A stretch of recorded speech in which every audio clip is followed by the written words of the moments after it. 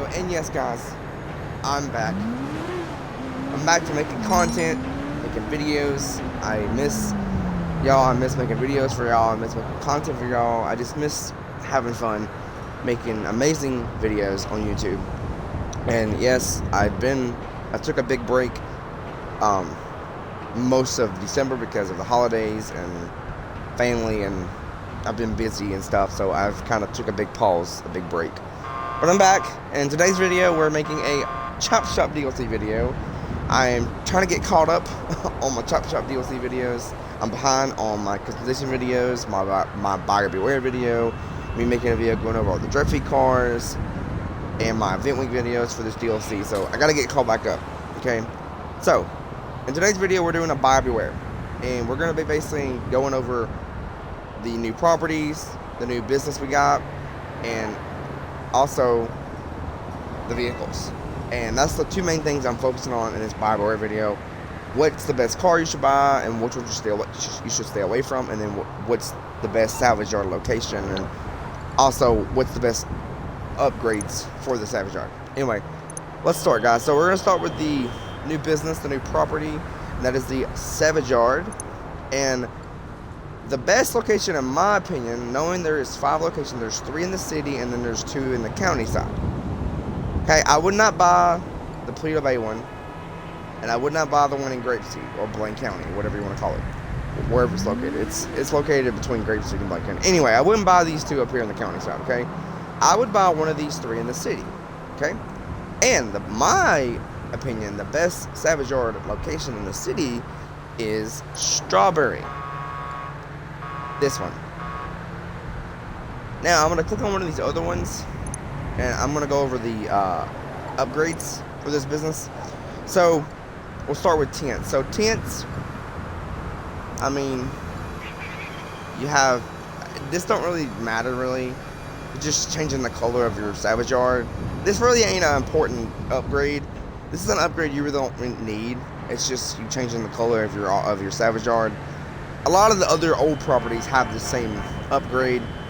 Like I said, this upgrade don't matter really. The important upgrades that matter is the staff upgrade, the wall safe, the tow truck, and get trade rates.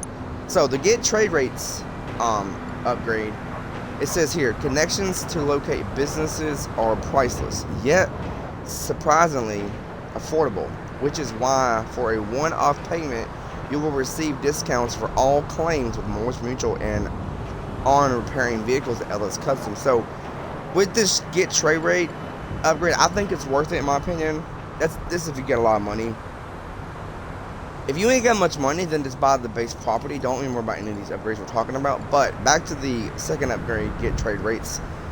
This basically, if you buy this upgrade for your salvage yard, this actually increases, it decreases the value of a destroyed car when you call it Morris Mutual. So instead of, say, for instance, I destroy the T20, right? Say my T20 gets destroyed by a player in a public lobby, or I destroy it on accident, or an enemy does, okay? When I call it Morris Mutual Insurance, that claim rate, I think Professional, another YouTuber that I know, he actually made a video going over the get trade rates upgrade as well, but I'm kind of trying to explain the best way I can too. But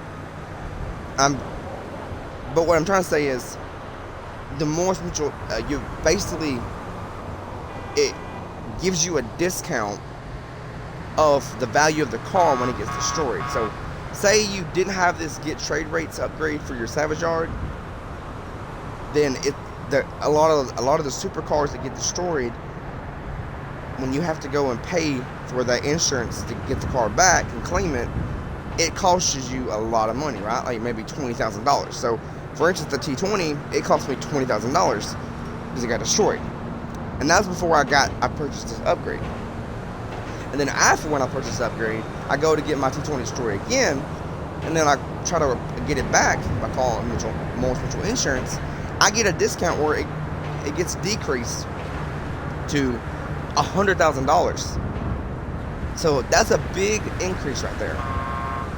So you're saving money with this get trade rates. Now I don't know about repairing a vehicle at LS Customs or anything. I don't know what discount you get.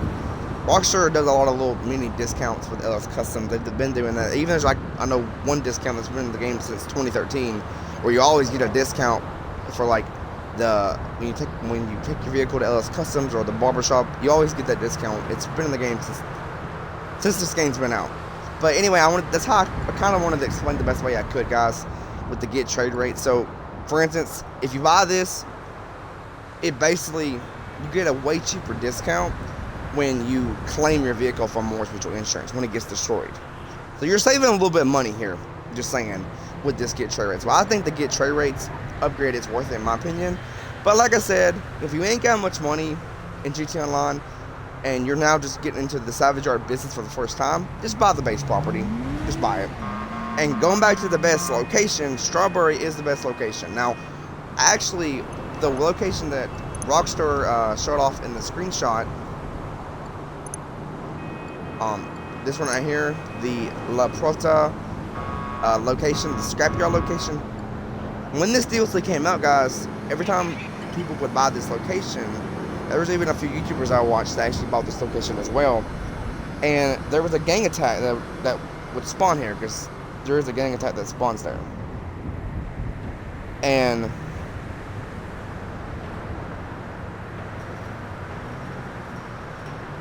now, a few days after the DLC, Rockstar actually disabled that gang attack. But a lot of people are still not buying this location because of that reason. And yeah, maybe Rockstar disabled that gang attack and got rid of it from that location so you can build it, because it wouldn't allow you to enter your property. And I actually bought that location on day one when the DLC came out, and I couldn't even enter my property because I had to deal with the gang members, the gang attack that's in that area. And just because, yeah, Rockstar disabled it, still, I think it's one of the worst locations in my opinion. So Strawberry is the best, and you're actually in the middle of the city as well. I don't recommend La Prota or Marietta Heights or Sandy Shores or Paleto Bay. Those four I don't recommend. The only one I recommend, in my opinion, as the best Salvage Yard location is Strawberry.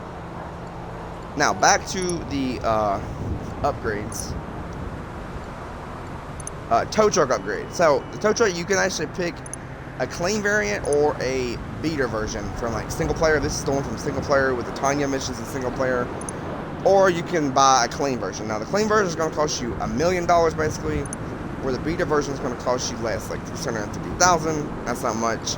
But with the tow truck missions, it says here, looking to earn a living salvaging parts with your very own tow truck service? Then invest in Vapid's finest towing solution, or Vapid's not the finest towing solution. Anyway, that's the description of this upgrade. Anyway, with the towing upgrade, the towing truck upgrade, I mean, you get to do tow truck missions, like free mode, like tow truck service missions, basically. And you go around and collect, like vehicles, like kind of like, NPC cars, around the map, and you bring those cars back. And this is where we get into the staff upgrade. So the staff upgrade kind of connects with the tow truck upgrade. Where when you buy the tow truck upgrade, you need to have the staff upgrade, because the staff members of your Salvage Yard can tear these vehicles that you go and get with the tow truck service missions in free mode, and you bring those cars back. Your staff members tear these cars apart, and you don't make a big profit with these vehicles that they salvage and stuff. And then whatever the value is that you get from when they sell those parts by, tearing those cars apart and breaking them down and stuff, you don't get a big profit, but you get a good amount of profit, and you get some good money. I mean, you don't get a lot, but you get a good amount of money, guys. It's not like, you get $1 million for your staff members tearing a part of a luxury Mercedes or, a Dubsta 6x6, I'm just saying, say they tear apart a Banshee, that's a muscle car. A sports car in the game, and it's a lot of money, and it's a really good high value car, and you'll get a good profit, but you're not going to get $1 million, okay? This DLC is on this business, and this new DLC is not going to give you, like, you can make your money back, but it's going to take you a long time to make your money back from buying, all the cars, this whole new property, all the upgrades, just everything. But mainly the tow truck, it's just like a fun role play thing, you know, like you can role play as a tow truck driver, you know. But I wouldn't say this is worth getting if you like, you know, if you want to kind of like do like a kind of like role play as a truck driver or a tow truck driver, I mean, and you want to be able to go around and collect cars and bring them back and have your staff members tear them apart so you can make a profit. It's something that's fun, and I think it's like a role play thing that Rockstar kind of added from like the role play server, like FiveM and stuff. And it's kind of cool how they are kind of adding a lot of role play stuff to GTA Online. You know, especially 10 years down the road, they're starting to do this after they bought FiveM as well. And so, I mean, it's not worth it because you don't make a lot of money. But if you want to just get it, just to have some fun and do some fun, cool, you know, tow truck service missions, you can. But I wouldn't say this is a good, like, I wouldn't say this is like one upgrade investment you should upgrade in, or, you know, add as an upgrade. I would stay away from this investment, in my opinion, this upgrade, unless you really want to do tow truck missions and you like kind of doing them and stuff and they're kind of fun. And also, guys, you can't tow truck your friends' cars in free mode with the tow truck. It's kind of sad that you can't do that. And you cannot tow random NPC cars. That's the kind of downside, is you can't go and have fun with the tow truck in free mode. And also, you can't even buy the tow truck and store it in your garage or own it. Only you can own it in the business, so that's kind of sucks. But yeah, that's basically everything with the new property, all the upgrades and stuff like that. So I explained it the best way I could. So if anybody didn't quite understand what I was saying or couldn't quite, you know, get what I was saying, you know, I tried my best, okay, with trying to explain, you know, how the tow truck service missions work, how to get trade rates, you know, how you get a discount on vehicles with more mutual insurance and stuff, and how the staff upgrade works and stuff. But yeah, that's everything with the the property, the new business and stuff. Now on to the cars, guys. We'll start with Legendary Motorsports. Now, I'm only going over the day one cars, so I know we just got the first the first two Drift Feed cars. There's one on San Andreas and one on Wichita. We're not going over the Drift Feed cars, the first two Drift Feed cars, okay? That will be in a separate video. I'm actually going to be making custom videos on that. I always go over, when I make a Bible Red video, I meant to make this on day one, but I was, like I said, I had family. I was very busy. I had Christmas, holidays, and all that. December's been a hectic month. It's been crazy. I've been all over the place, guys. And I'm just now getting into catching up on my Chop Shop videos and stuff. So, anyway, we're only going over the day one cars in this Bible Red video. When we're talking about vehicles, we're not going to go over the two Drift Feed cars that came out this week, okay? Those I'm making separate videos on, like, later on. So, don't y'all worry about that. Our first Bible Red vehicle from this DLC is the Grotti Turismo Amaggi. Now, this is the only supercar. That's kind of funny, guys. Rockstar loves adding supercars and sports cars to this game. And recently, or lately in these past, actually 3 updates, actually this year and like last year, we've not got many supercars. But this update, we only got one supercar. Anyway, so this vehicle will cost you around 2.8, close to 2.9 million, basically, you're paying. Plus, you know, all the upgrades. So you're looking at like $3 million here for this car. I'm just saying, it's a lot of money. Now, you do get a free livery for logging in. Now, I don't know how long since the DLC came out, how long you have left to get that Rockstar livery, the Rockstar Anniversary livery. But I don't know how long you have it, but you might as well just hop on the game if you want to get that livery. If you like collecting liveries for your cars, like free liveries and stuff, then you might want to get on the game. But anyway, do I recommend this car? If you're a big Grotti, you know, Ferrari person in real life, that's what these Grotti vehicles in the game are based off of. If you're a big fan of this supercar and you like the style of it and you like the upgrades that you can, you know, it's got some good upgrades, guys. You can make amazing builds with this car. It's not like the fastest like Grotti vehicle in the game, but it's a pretty fast car. I will be making customization video on this car today, so look out for that video sometime today. But anyway, guys, that's that vehicle, the Grotti Turismo Amaggi. Then we got the Vapid Illusion. This is a Ford. This is based off a Ford expansion. I don't know how to say it. It's a Ford Expansion, I think. I think it's based off the Ford Expansion, I think. I'm not sure. Anyway, this is a Cadillac, or it's like a Cadillac kind of, yeah, but it's an SUV. And it's 1.8. Yeah, for an SUV, y'all. If you're a big fan of SUVs, if you like collecting SUVs in GT Online, you can buy it. It's gonna cost you 1.8 million here. I ain't got much to say about this vehicle. It ain't got much customization. It's got some decent upgrades, not many decent upgrades. But you know, that's all I can really say. It also has a money tag, by the way, you can put on it at your agency. But that's basically everything I can say about the Vapid Illusion, y'all. And also, I forgot that this one has a money tag as well. The supercar does. The Garage Turismo Monte. On to Warstock. We're only going over the day one cars, okay? We're not going over the drifting cars, okay? Unmarked Cruiser. So, you can now finally buy cop cars in this DLC. Finally! Rockstar finally adds cop cars. So, you got the Unmarked Cruiser. You can actually upgrade this and a property that you own. You cannot go to LS Customs. You only can go to, like, your agency garage or auto shop garage. A property that you have a mod shop in, you can modify these cars there. These cop cars. You cannot go to the LS Customs, I mean. But that's the Unmarked Cruiser. Then we got the Vapid Stainer LE Cruiser for 3.5 million. And like I said, with the Unmarked Cruiser, you could take it the same way, take it to an own property you own to be able to modify it, but you can't go to LS Customs either. And I forgot, the Unmarked Cruiser is actually the trade price, the buy now price is actually, I think it's like 4 mil, I think, or 3 mil maybe. And then the buy now price is 2 mil. And then for the Stainer, I actually have the trade price as well. It's going to cost you, this is the trade price, 3.5, but the buy now price is 4 mil. I know, these cop cars are expensive, I know.